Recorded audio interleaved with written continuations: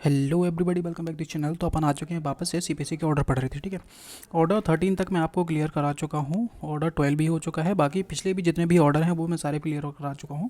अगर आपने वीडियो नहीं देखे हैं तो प्लेलिस्ट में जाकर अपने सारे भी ऑर्डर क्लियर कर सकते हो। सारे एक एक वीडियो भी मिल जाएगा। अगर आपको एक बार में क्लियर करना है तो 1.5x पे आप उसको करके पूरा वीडियो देख सकते हो। ठीक है, और आज की वीडियो हम रूल 15 पे बात करेंगे। ठीक है, जो कि फर्स्ट हियरिंग के बारे में बात करता है कि फर्स्ट हियरिंग में कैसे मैटर को सॉल्व किया जाएगा, उसके बारे में बात करता है। अगर आप लोगों को वीडियो हमारे पसंद आते हैं तो वीडियो को लाइक सब्सक्राइब कर दिया करो। ठीक है, थोड़ा मोटिवेशन मिल जाता है भाई, व्यू नहीं मिलते तो मज़ा नहीं आता बनाने का। तो चलिए शुरू करते हैं। तो ऑर्डर हमारा 15 क्या कहता है? ऑर्डर 15 हमारा कहता है disposal of suit at first hearing, यानी कि पहली सुनवाई में जो आपका मामला है कैसे सॉल्व होगा। चलिए समझते हैं। रूल 1 हमारा कहता है जब पक्षकारों में कोई विवाद ही नहीं हो, मतलब जब पार्टियों के बीच में कोई डिस्प्यूट ही नहीं है भाई। पहले क्लियर वन लाइनर से समझो और क्लियर हो जाएगा। रूल 1 के अनुसार यदि पहली सुनवाई पर यह स्पष्ट हो जाता है कि पक्षकारों के बीच में ना तो तथ्य का और ना ही कोई कानून पर कोई भी विवाद नहीं है तो न्यायालय तुरंत निर्णय सुना सकता है। समझिए आगे। अगर पहली सुनवाई फर्स्ट हियरिंग पर कोर्ट को दिखाई देता है कि पक्षकारों के बीच में किसी तथ्य पर भी विवाद नहीं है, किसी लॉ पर भी विवाद नहीं है, तो कोर्ट क्या करेगा? इशू फ्रेम करने की बजाय ना ही एविडेंस लेने की, ना ही एविडेंस लेगा, ना ही इशू फ्रेम करेगा, ना ही वो ट्रायल चलाने की ज़रूरत होगी। कोई किसी की भी ज़रूरत नहीं है और कोर्ट उस मैटर में कोर्ट तुरंत जजमेंट सुना सकती है। तो ये हमारा हो गया जो भी डायरेक्ट में आपको दिया है उसकी लैंग्वेज हो गई। वो थोड़ा इजी कर दिया मैंने, थोड़ा बड़े बड़े हो जाते हैं थोड़ा। अब समझ लो आगे और इजी समझो। मतलब समझिए, वाद हो या फिर आपका लिखित बयान, दोनों के पढ़ने के बाद यह साफ हो जाता है कि दोनों पक्षकारों के बीच में एक ही बात से सहमत है, यानी कि दोनों पक्ष एक ही बात से मान रहे हैं, जो कि जिसने आरोप लगाए हैं और सामने वाले ने उसको एक्सेप्ट ही कर लिया है। यानी कोई फैक्चुअल डिस्प्यूट नहीं है, ना ही कोई लीगल डिस्प्यूट है। एग्जाम्पल से और क्लियर हो जाएगा कि प्लेंटिफ कहता है कि डिफेंडेंट ने 50 रुपये उधार लिए थे। अब डिफेंडेंट लिखे तो बयान अपना रिटर्न स्टेटमेंट देता है, उसमें कहता है हाँ मैंने 50 रुपये लिए थे और अभी तक नहीं लौटाए हैं। अब यहाँ पर रकम पर कोई विवाद नहीं है, ना ही कोई उधार पर विवाद है, तो कोर्ट सीधे कह सकता है कि प्लेंटिफ के पक्ष में डिग्री दी जाती है। थोड़ा सेकंड एग्जांपल से क्लियर और समझ में आ जाएगा कि प्लेंटिफ कहता है कि यह ज़मीन मेरी है। अब डिफेंडेंट कहता है हाँ भाई यह ज़मीन प्लेंटिफ की है, मुझे कोई अधिकार नहीं। तो कोर्ट क्या करेगा? कोर्ट तुरंत सूट डिस्पोज कर देगा, ख़त्म कर देगा।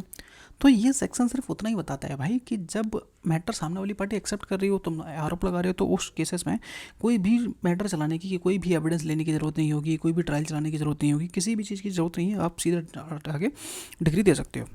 रूल का ऑब्जेक्ट समझिए, समय बचाना, एक सीधी बात, बेकार के ट्रायल से बचना और जल्द न्याय हो उसलिए इस रूल को बनाया गया है।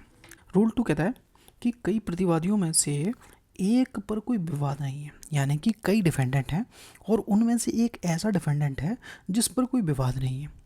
ठीक है, अब समझो मैटर क्या होगा। वन लाइनर से समझ लो पहले हमारा रूल क्या कह रहा है कि रूल 2 के अनुसार यदि कई प्रतिवादियों में से एक प्रतिवादी वादी से किसी भी प्रकार से ना तो तथ्य ना ही कानून के प्रश्न पर विवाद नहीं है तो न्यायालय उसके संबंध में तुरंत जजमेंट सुना सकती है और बाकी बचे हुए जो शेष प्रतिवादी होंगे उनके अगेंस्ट में जो आपका जो सूट था वो जारी रहेगा। ठीक है, सब रूल 1 समझिए। सब रूल 1 कहता है कि अगर किसी मुकदमे में, अगर किसी सिविल सूट में एक से अधिक डिफेंडेंट हैं और उनमें से कोई एक डिफेंडेंट जिसके साथ प्लेंटिफ का ना तो किसी फैक्ट पर और ना ही किसी लॉ पर कोई विवाद है। समझ में आया? यानी कि कई डिफेंडेंट हैं, उनमें से मान लीजिए 3 डिफेंडेंट हैं, उनमें से एक डिफेंडेंट ऐसा है जिसका प्लेंटिफ से ना तो कोई फैक्ट पर कोई इशू है और ना ही कोई लॉ पर कोई इशू है, तो कोर्ट उस डिफेंडेंट के संबंध में तुरंत जजमेंट सुना सकती है और जो ऐसा जजमेंट होगा वो डिफेंडेंट के पक्ष में भी हो सकता है या फिर उसके अगेंस्ट में हो सकता है। ठीक है, और मुकदमा बाकी डिफेंडेंट के खिलाफ चलता रहेगा और जो बचे 2 डिफेंडेंट हैं उनके खिलाफ उसका ट्रायल चलता रहेगा। ठीक है, एग्जाम्पल से और समझिए। प्लेंटिफ ने ABC 3 डिफेंडेंट हैं, 3 लोगों के खिलाफ में सूट फाइल किया। ये कहता है हाँ प्लेंटिफ की बात सही है, मेरा कोई दावा नहीं है, ये एक्सेप्ट कर लेता है मैटर जो भी प्लेंटिफ में था।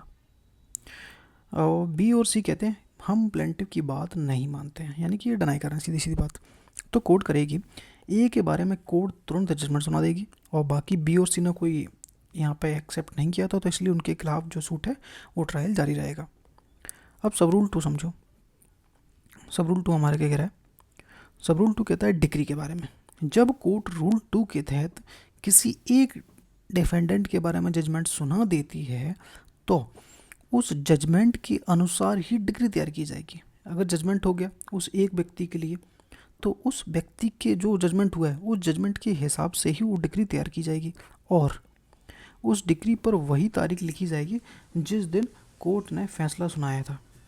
यानी कि जिस दिन जजमेंट आया था उसी दिन की डेट उस डिग्री पर लिखी जाएगी जिस दिन डिग्री दी गई थी। उसी दिन जिस जजमेंट को मान लीजिए 1 अप्रैल को जजमेंट दिया गया तो उस डिग्री अगर मान लीजिए मई जून में बनी है तो उस पर जो डेट डाली जाएगी डिग्री पे वो उसी जजमेंट की तारीख की डाली जाएगी। जैसे जजमेंट 1 अप्रैल को आया था तो 1 अप्रैल ही उस डिग्री पे डेट डाली जाएगी। नोट कहता है कि रूल 2 के तहत डिग्री केवल उसी प्रतिवादी के संबंध में बनाई जाती है जिसके विरुद्ध या फिर जिसके पक्ष में तत्काल निर्णय सुनाया गया है, ना कि सभी प्रतिवादियों के लिए। यानी कि जो डिग्री की बात कर रहा है वो केवल उसी प्रतिवादी के संबंध में बनाई जाती है जिसके विरुद्ध या फिर जिसके पक्ष में तत्काल निर्णय सुनाया गया है। ठीक है, जो डिग्री बनाने की बात यहाँ पे कर रहा है सब रूल 2 में वो उसी व्यक्ति के लिए डिग्री है, ना कि सभी प्रतिवादियों के लिए। ठीक है, तो ये था हमारा रूल 2 ऑर्डर 15 का। इसमें कोई कन्फ्यूज़न हो तो आप कमेंट करके पूछ सकते हो। रूल 3 हमारा क्या कह रहा है ऑर्डर 15 का। ठीक है, जब पक्षकारों में कुछ मुद्दों पर विवाद हो यानी कि पार्टीज एट इशू। समझिए वन लाइनर हमारा पहले क्या कहता है। रूल 3 के अनुसार यदि इशू फ्रेम होने के बाद उपलब्ध एविडेंस ही निर्णय के लिए पर्याप्त हो और कोई अन्याय न हो तो न्यायालय तत्काल निर्णय सुना सकती है, अन्यथा आगे की सुनवाई के लिए तारीख तय कर देगी। यानी कि एडजर्न कर दिया जाएगा, नेक्स्ट डेट दी जाएगी आपको। समझिए सब रूल बन क्या कह रहा है। कोर्ट कब तुरंत फैसला दे सकती है?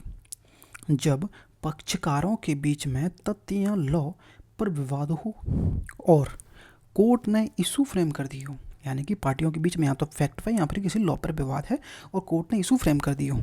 अब कोर्ट यह देखेगी कि क्या जो एविडेंस और आर्ग्यूमेंट हुई हैं पार्टियों के बीच में अभी जो उपलब्ध हैं वही फैसला करने के लिए पर्याप्त हैं कि नहीं। यानी कि जो प्रेजेंट में जो एविडेंस है या फिर जो आर्ग्यूमेंट हमारे पास अभी हुई है वो वही फैसला करने के लिए पर्याप्त है या नहीं है, या फिर हमें फर्दर इन्वेस्टिगेशन और करनी है या फिर और एविडेंस चाहिए और आर्ग्यूमेंट होनी चाहिए।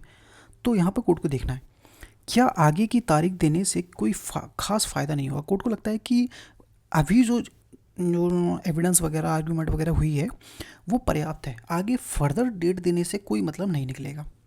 तो ये आपको कोर्ट को देखना है। ठीक है, क्या अभी फैसला देने से किसी के साथ अन्याय नहीं होगा। कोर्ट को ये भी देखना है कि अगर अभी मैंने जजमेंट दे दिया तो इससे कोई अन्याय नहीं होगा, इनजस्टिस नहीं होगा। तो ये भी कोर्ट को देखना है। अगर कोर्ट इन बातों से सेटिस्फाई हो जाती है तो कोर्ट तुरंत उन्हीं इशू पर जजमेंट कर सकती है। ठीक है, यहाँ तक समझ में आ गया होगा। अब ठीक है, और अगर उन मुद्दों पर निष्कर्ष यानी कि जो कंक्लूज़न है यानी कि जो फाइंडिंग्स हैं मैटर की मुद्दे की इशू की वह फाइंडिंग ही केस डिसाइड करने के लिए पर्याप्त है भाई। यानी कि जो फाइंडिंग्स निकली हैं केस की वह केस डिसाइड करने के लिए पर्याप्त हैं तो कोर्ट क्या करेगा तुरंत जजमेंट सुना सकता है। ठीक है, यहाँ तक कोई कन्फ्यूज़न नहीं होगी। अगर है तो आप कमेंट करके पूछ लीजिएगा भाई। ठीक है, वैसे बहुत ईजी समझा रहा हूँ मैं, आगे समझते हैं। प्रोवाइजो हमारा क्या कह रहा है। प्रोवाइजो कह रहा है चाहे उस दिन की तारीख सिर्फ यानी कि जिस दिन आपने ये कार्रवाई की है, जिस दिन आप जजमेंट सुनाने की सोच रहे हो, जो भी आपने एविडेंस लिए हैं या फिर जो आर्ग्यूमेंट हुई हैं उस दिन की बात, चाहे वह दिन सिर्फ आपने इशू फ्रेम करने के लिए तय किया था या फिर फाइनल फैसला देने के लिए तय किया था और उसी दिन आप जजमेंट देने की सोच रहे हो, उस दिन की बात हो रही है। ठीक है, तो चाहे उसी दिन आपने इशू फ्रेम करने के लिए चुना था या फिर उस दिन आपने जजमेंट देने के लिए फाइनल फैसला देने के लिए चुना था, यानी कि उस समय कोर्ट को लगे कि निर्णय के लिए साक्ष्य पर्याप्त हैं, आगे के लिए क्यों रुकना चाहिए। यानी कि फादर आगे रुकने की कोई ज़रूरत नहीं है, अभी पर्याप्त हमारे पास एविडेंस है, पर्याप्त आर्ग्यूमेंट है, तो अभी ही जजमेंट कर देना चाहिए। तो कोर्ट अभी तुरंत फैसला दे सकती है जब दोनों पार्टी या फिर उनके वकील मौजूद हों। इतना याद रखना है कि फाइनल जजमेंट उसी दिन यानी कि उस आर्ग्यूमेंट और वो उस एविडेंस को देख के तभी दिया जाएगा जब दोनों पार्टी उपलब्ध होंगी। अगर पार्टी नहीं है तो उनके वकील मौजूद होंगे और साथ में यहाँ पर प्लस लगा लो, और कोई भी यह ना कहे कि हमें और समय चाहिए, कोई भी पार्टी यानी कि प्लेंटिफ या डिफेंडेंट कोई भी यह नहीं कहे कि भाई हमें और समय चाहिए। अगर चाहिए तो फिर ये वाला दिन कैंसिल ख़त्म हो जाएगा, अब नेक्स्ट अगले दिन की डेट चुनी जाएगी। तो ये उस दिन की बात हो रही है जिस दिन कोर्ट ने इशू फ्रेम करने के लिए चुना था या फिर फाइनल जजमेंट की सुना था। उस दिन अगर जजमेंट देना चाहे तो दे सकता है कि नहीं दे सकता, उसके बारे में ये रूल बात करता है। ठीक है, यहाँ तक क्लियर हो गया होगा। अब ऑर्डर एक एग्जांपल से मैं समझा देता हूँ ताकि और क्लियर हो जाएगा। प्लेंटिफ ने रिकवरी सूट फाइल किया, इशू फ्रेम हो चुके हैं, क्या डिफेंडेंट ने 1 लाख रुपये उधार लिए थे। अब दोनों पार्टियों के डॉक्यूमेंट पहले से रिकॉर्ड पर हैं। ठीक है, कोई और गवाह नहीं बुलाना है, कोर्ट को लगता है एविडेंस पर्याप्त है, आगे की तारीख देने की कोई ज़रूरत नहीं है, तो कोर्ट तुरंत फैसला सुना दे सकती है। तो इतना था, ये एग्जाम्पल था, इसमें कोई कन्फ्यूज़न नहीं होगी। अब चलते हैं नेक्स्ट पे। ठीक है, सब रूल 2 क्या कहता है? सब रूल 2 कहता है अगर एविडेंस पर्याप्त नहीं है, जैसे कि मैंने पिछली वीडियो में बताया, एविडेंस पर्याप्त है या फिर वो आर्ग्यूमेंट हो चुकी है, दोनों चीज़ों को ध्यान रखना है। ठीक है, अगर एविडेंस पर्याप्त नहीं है, अगर कोर्ट को लगता है कि अभी एविडेंस पर्याप्त नहीं है, मुझे और एविडेंस की ज़रूरत है, कोर्ट को लगता है, ठीक है, और आगे और एविडेंस या आर्गूमेंट मुझे चाहिए, कोर्ट बोलता है कि ये मेरे लिए पर्याप्त नहीं है, मुझे और एविडेंस या फिर और आर्गूमेंट चाहिए इस पर, तो कोर्ट क्या करेगी? तो कोर्ट आगे की सुनवाई टाल देगी, यानी कि एडजन कर देगी, आगे की डेट दे देगी, नई तारीख तय कर देगी। पार्टी को नए एविडेंस लाने को मौका दिया जाएगा कि लाइए एविडेंस लाइए। ठीक है, ये था हमारा सब रूल, कौन सा है भाई? सब रूल 3। ठीक है, अब नोट हमारा क्या कह रहा है? एविडेंस अभी पर्याप्त है तो तुरंत फैसला, एविडेंस पर्याप्त नहीं है तो अगली तारीख मिलेगी आपको। ठीक है, ये था हमारा रूल 3 ऑर्डर 15 का। कोई कन्फ्यूज़न हो तो कमेंट करना, और वीडियो पसंद आती है तो भाई लाइक सब्सक्राइब कर दिया करो, कोई कंजूसी नहीं किया करो, अगर समझ में आ गया हो तो, नहीं आया तो कोई बात नहीं। रूल 4 हमारा बात करता है कि साक्ष्य प्रस्तुत ना करने की स्थिति में कोर्ट क्या कर सकता है, यानी कि किसी पार्टी की ओर से कोई भी एविडेंस नहीं दिया जाता है तो उस केसेस में कोर्ट के पास क्या पावर है, क्या करेगा कोर्ट? चलिए समझते हैं, वन लाइनर से समझते हैं पहले कि रूल 4 के अनुसार यदि फाइनल डिस्पोजल के लिए जारी समन्स पर कोई पक्ष बिना उचित कारण के अपना साक्ष्य प्रस्तुत नहीं करता है तो न्यायालय तत्काल निर्णय सुना सकती है या फिर आवश्यक समझे तो मुद्दे तय कर सकती है और आगे की सुनवाई स्थगित कर सकती है। समझिए आगे क्या कह रहा है कि अगर कोर्ट समन्स अंतिम फैसला फाइनल डिस्पोजल के लिए जारी किया हो, यानी कि आज केस को पूरा सुनकर फैसला देना है, ठीक है, और किसी पार्टी ने बिना उचित कारण यानी कि विदाउट सफिशिएंट कॉज अपना एविडेंस पेश नहीं किया, तो कोर्ट के पास 2 ऑप्शन निकलेंगे। ऑप्शन बना हमारा है कि कोर्ट क्या है, तुरंत फैसला सीधे जजमेंट सुना सकती है, मतलब जो एविडेंस रिकॉर्ड पर फिलहाल उपलब्ध होंगे प्रेजेंट में उसी के आधार पर फैसला दे देगी।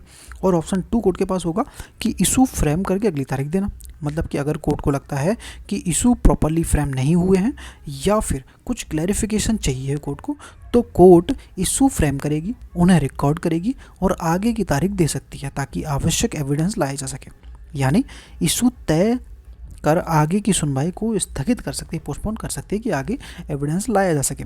तो इसमें कोई कन्फ्यूज़न है तो आप पूछ सकते हो, बिल्कुल इजी करके लिखा है मैंने, बिल्कुल कोई भी कन्फ्यूज़न नहीं हो सकता है। ठीक है, तो ये मैंने थोड़ा डाल दिया है, उसमें नहीं दिया है, ठीक है, तो ये थोड़ा ईजी करने के लिए मैंने लिख दिया था। और चलिए आगे समझते हैं। विदाउट सफिशिएंट कॉज का मतलब समझिए कि अगर पार्टी जानबूझकर एविडेंस नहीं लाई है या फिर बेवजह डिले कर रही है तो कोर्ट सख्ती अपना सकती है, ठीक है, लेकिन अगर बीमारी, रिकॉर्ड उपलब्ध ना होना या कोई जेन्युइन कारण है तो कोर्ट नरमी भी दिखा सकती है। एक एग्जांपल से मैं आपको ये पूरा रूल क्लियर कर देता हूँ कि राम ने रिकवरी सूट फाइल किया, आज की तारीख फाइनल डिस्पोजल के लिए लगाई, राम को अपने गवाह लाने थे लेकिन वह बिना किसी पर्याप्त कारण के नहीं लाया, और कोर्ट कर सकती है। अब यहाँ पर कोर्ट क्या कर सकती है? कोर्ट तुमने मौका गवा दिया है, अब जो एविडेंस है उसी पर फैसला होगा और तुरंत जजमेंट दे सकती है। तो ये था हमारा रूल 4। इसमें कोई कन्फ्यूज़न हो तो आप मेरे को कमेंट करिए और पूछिए, और वीडियो मेरी पसंद आती हैं, वही ऑर्डर रूल जितने भी मैंने पढ़ाए हैं पसंद आते हैं तो एक सब्सक्राइबर तो बनता है, एक सब्सक्राइब करिए और वीडियो को लाइक कर दीजिए अगर आपसे पॉसिबल होता है। तो नहीं है, पसंद नहीं आ रहा है, कोई चीज़ नहीं पसंद आ रही है तो मेरे को कमेंट करके बताइए क्या चीज़ पसंद नहीं आ रही है, तो उसको हम इम्प्रूव करेंगे। ठीक है, वीडियो पसंद आती है वीडियो को लाइक, चैनल को सब्सक्राइब जरूर करिए। मिलते हैं नेक्स्ट वीडियो में। Thank you so much.